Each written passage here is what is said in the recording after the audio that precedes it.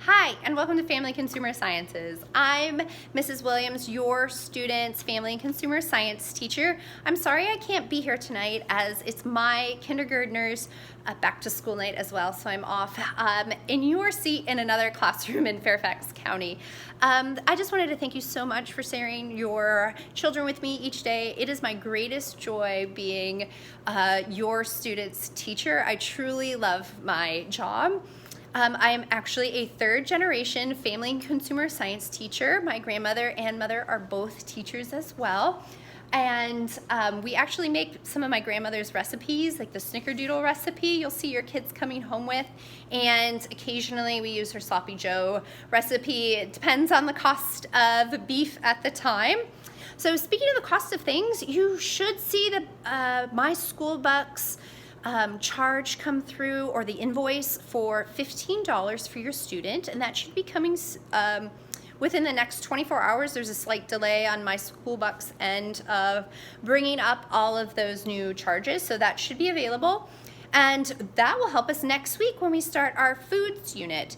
Our foods unit is awesome. It's so fun to teach, and the students just get so much out of it.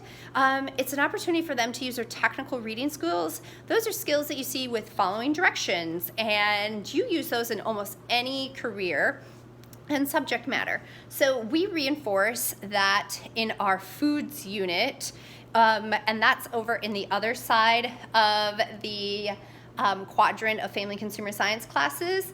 And so they'll head in there next week, and we begin with recipe reading, and the first thing they make are smoothies, and that's a kitchen safety lesson when they make the smoothies.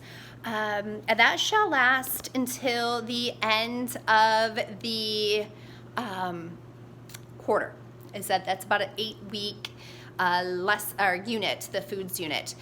Following that is our sewing unit, and in our sewing unit we're going to make these little treats right here. We have the puppets for our child development / sewing unit, and we make the pencil pouch. And once again, that's technical reading directions, career skills that we practice in our classroom. Now, if you ever need to get a hold of me, the best way to get a hold of me is always going to be email. Due to having 4 classrooms and 4 phones to check, that email is always the best. And I'm actually one of 2 Tara Williams in Fairfax County, so please remember to email me at tawilliams2@fcps.edu. If you have any thoughts, concerns, questions, always feel free to contact me. Y'all have a lovely evening, and thank you so much for joining us.